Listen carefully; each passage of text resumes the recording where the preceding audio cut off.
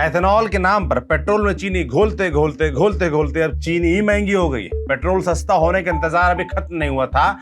गाड़ियों को लेकर शिकायतें अपनी जगह हैं ही, और दूसरी तरफ मिठाई की प्लेट का हिसाब भी बिगड़ने लगा है। भारत में चीनी के दाम पिछले एक महीने में करीब 10% बढ़ चुके हैं। महाराष्ट्र के कोल्हापुर में थोक कीमत अगस्त की शुरुआत से करीब 20% उछलकर 5350 रुपए क्विंटल के आसपास पहुंच गई। देश में चीनी की औसत खुदरा कीमत करीब 52 रुपए किलो है, जबकि कुछ बाजारों में यही चीनी 60 से 65 रुपए किलो तक बिक रही है। खबर सामने आई तो सोशल मीडिया पर सियासी बवाल शुरू हो गया। अरविंद केजरीवाल ने बाकायदा वीडियो जारी कर एथेनॉल नीति पर सरकार को घेरा। कांग्रेस ने भी सवाल उठाए। निशाना एक ही बात पर है कि जिस इथेनॉल को कच्चे तेल का आयात घटाने और विदेशी मुद्रा बचाने के उपाय के तौर पर पेश किया गया था, उसी दौर में चीनी की कीमतें रिकॉर्ड स्तर तक कैसे पहुंच गईं। मीडिया रिपोर्ट्स तो यहां तक बताती हैं कि अब हालात ये हैं कि सरकार को विदेश से चीनी मंगाने पर विचार करना पड़ रहा है। लगे हाथ आपको एक आंकड़ा भी बता देते हैं। इस सीजन में जितने गन्ने से करीब 31 लाख टन चीनी बन सकती थी, उसका इस्तेमाल चीनी बनाने के बजाय एथेनॉल बनाने में किया गया। दूसरी तरफ त्योहारों का सीजन सामने है और चीनी की मांग बढ़ने वाली है। घरेलू स्टॉक पहले ही दबाव में है। सरकार चीनी का निर्यात रोक चुकी है। कारोबारियों के स्टॉक पर भी लगाम लगा रही है और अब खबर है कि करीब 10 लाख टन कच्ची चीनी आयात करने की तैयारी चल रही है। तो सवाल यही है, गन्ना हमारे खेतों में है, चीनी की मिलें हमारे यहाँ हैं, भारत दुनिया के बड़े चीनी उत्पादकों में है, फिर ऐसी नौबत क्यों आई कि अपने ही बाजार की जरूरत पूरी करने के लिए विदेश से चीनी खरीदनी पड़ रही है? इसमें एथेनॉल का कितना हिस्सा है और इसका असर आगे आम आदमी यानी हमारे आपकी जेब पर कितना पड़ सकता है, इसी पर विस्तार से आज बात करेंगे। नमस्ते, मेरा नाम सौरभ त्रिपाठी है, आप न्यूज पिंच देख रहे हैं। सबसे पहले सप्लाई का हिसाब समझिए। 2025-26 शुगर सीजन में देश में कुल चीनी उत्पादन करीब 3.11 करोड़ टन रहने का अनुमान है। आंकड़ा बड़ा है, लेकिन इसमें से करीब 31 लाख टन चीनी के बराबर उत्पादन एथेनॉल बनाने में चला गया। यानी जितने गन्ने से करीब 31 लाख टन चीनी बन सकती थी, उसका इस्तेमाल चीनी बनाने के बजाय एथेनॉल बनाने में किया गया। इसका मतलब ये नहीं कि देश में चीनी खत्म हो गई, मतलब सिर्फ इतना है कि बाजार में आने वाली चीनी की मात्रा कम हो गई। नेट चीनी उत्पादन करीब 2.8 करोड़ टन रहने का अनुमान है, जबकि देश का सालाना खपत करीब 2.83 करोड़ टन है। अब इसमें करीब 7 लाख टन चीनी का निर्यात भी जोड़ दीजिए, यानी घरेलू खपत के लिए जितनी चीनी चाहिए उसके मुकाबले नई चीनी की उपलब्धता पर पहले ही दबाव है। इस कमी को पुराने स्टॉक से पूरा किया जा रहा है और यही स्टॉक अब घट रहा है। ICRA के मुताबिक सितंबर 2026 तक देश में चीनी का बचा हुआ स्टॉक करीब 43 लाख टन रह सकता है। एक साल पहले यही स्टॉक करीब 53 लाख टन था, यानी करीब 10 लाख टन की कमी। 43 लाख टन सुनने में बहुत लगता है आपको ऐसे, लेकिन देश की खपत के हिसाब से देखें तो ये करीब 2 महीने का ही कुशन है। यानी चीनी खत्म नहीं हो रही, लेकिन बाजार के पास पहले जैसी अतिरिक्त सुरक्षा भी नहीं बची है।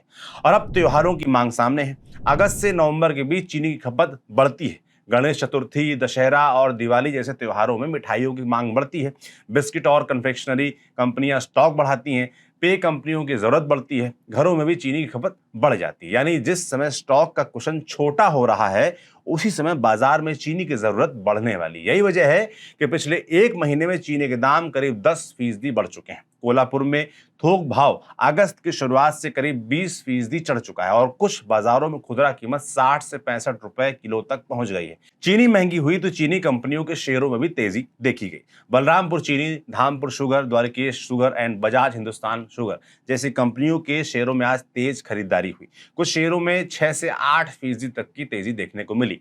बाजार का हिसाब भी सीधा है। अगर चीनी मिल को अपनी चीनी ज्यादा कीमत पर बेचने का मौका मिलता है और गन्ने की लागत उसी रफ्तार से नहीं बढ़ती, तो कंपनी का मार्जिन बढ़ सकता है। यानी रसोई में महंगी चीनी, शेयर बाजार में चीनी कंपनियों के लिए अच्छी खबर। लेकिन यहां भी एक पेच है। चीनी जितनी महंगी होगी, सरकार पर कीमत रोकने का दबाव उतना ही बढ़ेगा। सरकार पहले ही निर्यात रोक चुकी है। अब कारोबारियों के स्टॉक पर सीमा लगाई जा रही है।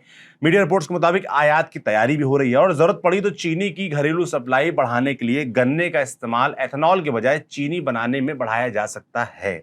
इसीलिए निवेशकों के लिए कहानी इतनी सीधी भी नहीं है कि चीनी महंगी हुई और मिलों का मुनाफा बढ़ गया। सरकार अगर बाजार में ज्यादा चीनी उतार देती है तो कीमतों पर दबाव आ सकता है। यानी जिस चीज ने आज चीनी शेयरों को चढ़ा है वही चीज कल सरकार के हस्तक्षेप की वजह भी बन सकती है। अब सरकार को विदेश से चीनी क्यों मंगानी पड़ रही है ये भी समझ लेते हैं। स्थिति इतनी तंग हुई कि सरकार करीब 10 लाख टन कच्ची चीनी बिना आयात शुल्क के मंगाने पर विचार कर रही है, ऐसी खबरें आ रही हैं। करीब एक दशक बाद भारत फिर बड़े पैमाने पर चीनी आयात करने की स्थिति में पहुंचा है। ध्यान दीजिए, कुछ समय पहले तक भारत चीनी का बड़ा निर्यातक था। 2021-22 में देश ने 1.2 करोड़ टन से ज्यादा चीनी विदेश भेजी थी, लेकिन 2025-26 में सरकार ने पहले 15 लाख टन के निर्यात की अनुमति दी, फिर इसे बढ़ाकर 20 लाख टन किया। करीब 7 से 8 लाख टन चीनी बाहर जाने के बाद मई में निर्यात पर रोक लगा दी गई। यानी पहले चीनी बाहर भेजी जा रही थी, फिर सरकार ने कहा अब रोकिए। अब कहा जा रहा है जरूरत पड़े तो चीनी बाहर से ले आइए। ये बदलाव अपने आप में बता रहा है कि घरेलू बाजार में सप्लाई को लेकर चिंता कितनी बढ़ गई है। सरकार स्टॉक पर भी नजर रख रही है। सरकार ने चीनी कारोबारियों के लिए स्टॉक रखने की सीमा तय की है। मकसद है कि कोई कारोबारी बड़ी मात्रा में चीनी अपने पास रोक कर न रखे और बाजार में कृत्रिम कमी जैसी स्थिति ना बने। अब महीने में बताया जा रहा है, मीडिया रिपोर्ट्स में दावा है कि 10 टन से ज्यादा चीनी संभालने वाले थोक खरीदारों को करीब 15 दिन से ज्यादा का स्टॉक रखने की अनुमति नहीं होगी। सरकार की कोशिश साफ है, चीनी गोदामों में पड़ी रहने के बजाय बाजार में आती रहे, सप्लाई बनी रहे और कीमतों को ऊपर जाने से रोका जा सके। लेकिन सवाल ये कि सरकार को ये सब करने की जरूरत ही क्यों पड़ रही है, और यही एंट्री होती है E20 इथेनॉल की। पिछले कुछ सालों में सरकार ने पेट्रोल में इथेनॉल मिलाने पर काफी जोर दिया है। मकसद था कच्चे तेल का आयात घटाना और विदेशी मुद्रा बचाना। E20 इसी नीति का बड़ा लक्ष्य है। भारत 2024-25 में करीब 19.24% इथेनॉल ब्लेंडिंग तक पहुंच चुका था। 2025-26 में 20% के लक्ष्य रखा गया। इथेनॉल बनाने की क्षमता भी तेजी से बढ़ी और अक्टूबर 2025 तक ये करीब 1953 करोड़ लीटर सालाना पहुंच गई। लेकिन इथेनॉल के लिए कच्चा माल चाहिए, गन्ने का रस चाहिए, बी मोलासिस चाहिए, चीनी आधारित फीड स्टॉक चाहिए, मक्का और चावल भी इस्तेमाल होते हैं। यानी गन्ने का एक हिस्सा अब सिर्फ चीनी बनाने के लिए नहीं है, उसका इस्तेमाल E20 पेट्रोल के लिए भी हो रहा है। इस सीजन में करीब 31 लाख टन चीनी के बराबर उत्पादन इथेनॉल की तरफ गया, और जब बाजार में चीनी का स्टॉक पहले ही कम हो रहा हो तब ये मात्रा छोटी नहीं है। इथेनॉल के अपने फायदे हैं। कच्चे तेल पर निर्भरता कम हो सकती है, विदेशी मुद्रा बच सकती है, किसानों को गन्ने का एक अतिरिक्त बाजार मिलता है। लेकिन दूसरी तरफ अगर गन्ने का ज्यादा हिस्सा इथेनॉल में जाएगा तो चीनी की उपलब्धता पर असर पड़ सकता है। और अगर अगले साल इथेनॉल के लिए मक्का और चावल का इस्तेमाल बढ़ा तो कहानी सिर्फ चीनी तक सीमित नहीं रहेगी। मक्का पोल्ट्री और पशु आहार में भी इस्तेमाल होता है, चावल सीधे खाद्य बाजार से जुड़ा है। यानी एक फ्यूल पॉलिसी का असर आखिरकार खाने की चीजों की कीमत तक पहुंच सकता है, जैसा चीनी में दिख भी रहा है।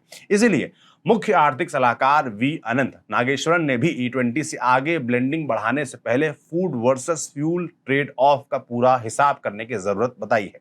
मतलब इथेनॉल बंद करने की बात नहीं है, बात सिर्फ इतनी है कि पेट्रोल की टंकी का फायदा गिनते समय रसोई का नुकसान भी गिना जाए।